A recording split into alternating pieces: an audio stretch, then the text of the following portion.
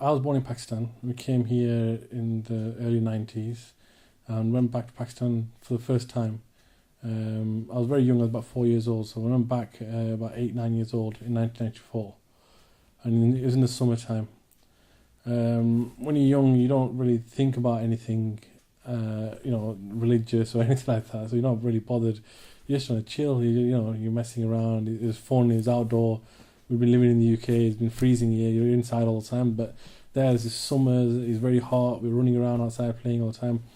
But my mum used to take us to Darbar Sharif, which is the mosque where Hadrat Sahib used to stay. It's not far from my house, about 2-3 minute walk at tops. So we used to go there with mum. I remember my granddad always used to go there. Every morning he'd be setting off, so he used to be Fajr at home, but then in the morning he'd set off to go there. So we went there. The first time ever we met Hadrat Sahib, I think we got there quite new, and then I was waiting outside their door, and the door is exactly the same as it is now, as it was then, where you waited for them. So we're waiting there, and there's lots of other kids around that are waiting to go in. I'm none the wiser. I'm thinking, what the heck am I doing here? Who am I here to meet? What's in there? And then we get called in, so the guy rounds up a few kids, takes us in, and we sit there, and I think from my recollection, they spoke to me in English, because I was speaking English, and my local language is not that good. It's like learning it again, really, to be honest. But then I was speaking English, and I'm sure they were speaking to me in English as well. I would like a recollection of that well, but I was intrigued that they could speak English. You know what I mean? I think that was what was interesting about that. And then they're about to send us on our way, and they give us one of those bananas. They're like these massive quite big bananas. They are, they're naturally grown. We only know the normal shaped bananas, but they're the big, brownie, whatever colour. They don't look very appealing.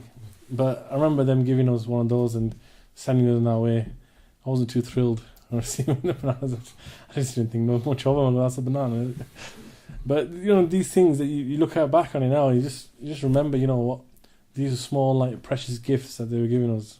Now I give you my arm and leg for something, that banana again. But times change, and you realise it's late. You realise too late sometimes what they were, who they were. Then in 97 went again with my mum. That, like I said, I was still young then. I was in the last, I think, year 6 or something, about 11 years old then, 10, 11 years old. That's when I went with my mum's father was ill, and he passed away that December. In the winter we went.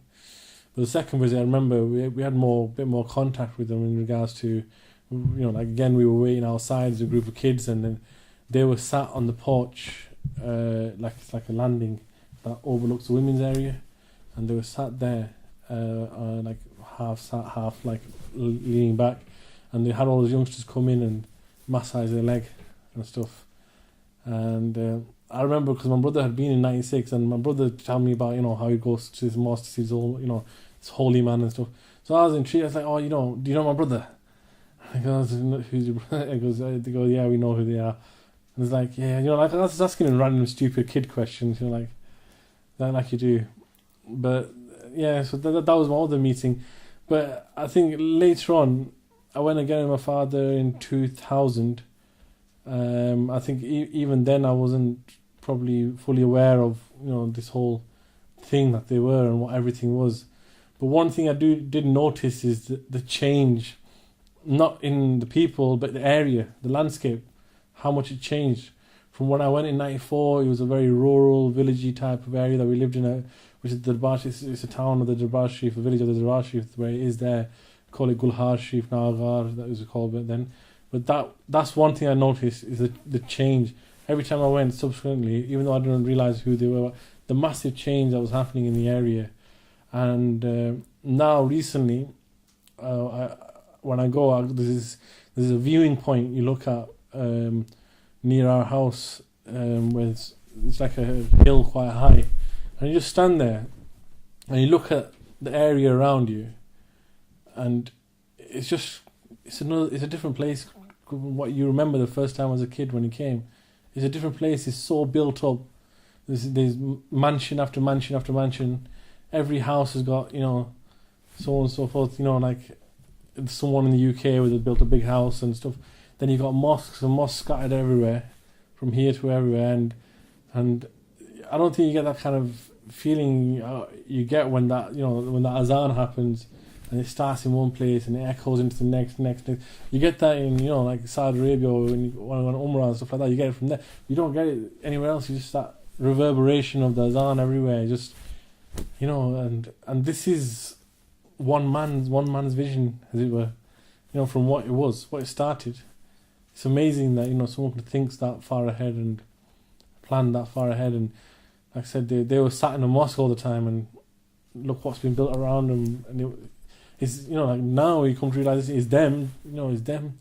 But then you didn't realize that where is all this coming from, and now you realize, well, you think you realize, but it was from them. They were sat in the mosque, and everyone around them was going up and up and up just by being around them.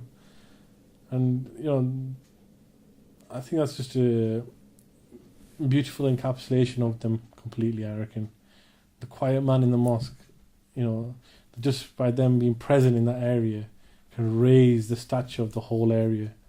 And even now we look at it like my grandfather, who he was there, one of the early people that linked to Hadrat Sahib and their service. And my mum's side, telling me stories of how my mother's mother, she used to in the cold winter mornings, she would make a cup of tea and wrap it all up in cloth and carry it all the way up this hill to where Hadrat Sahib were. Then at the time they were sitting in another mosque which is not far, but it's uphill, and then there's no road, nothing, so you have to climb through. It's a bit of a trek.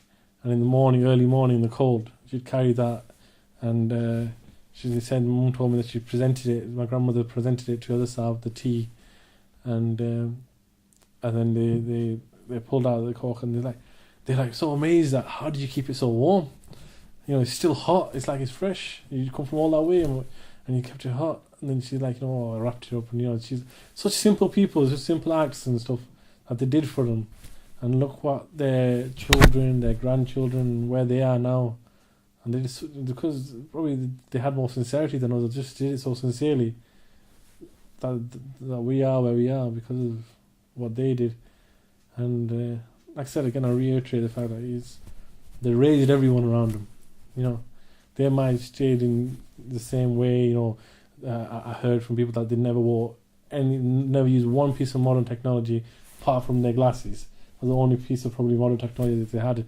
Even then, that's probably the Muslims invented that at some point, I remember. But I'm just saying that's the only piece of modern technology. So there's that humility, that quiet person just there.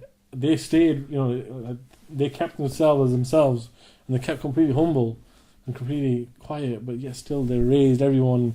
Now you go around, and the next one's got so much dollar, he's got so much dollar, he's got yard in Dubai, he's got a place in. It's amazing, isn't it? That little village became a massive metropolis now just because of them.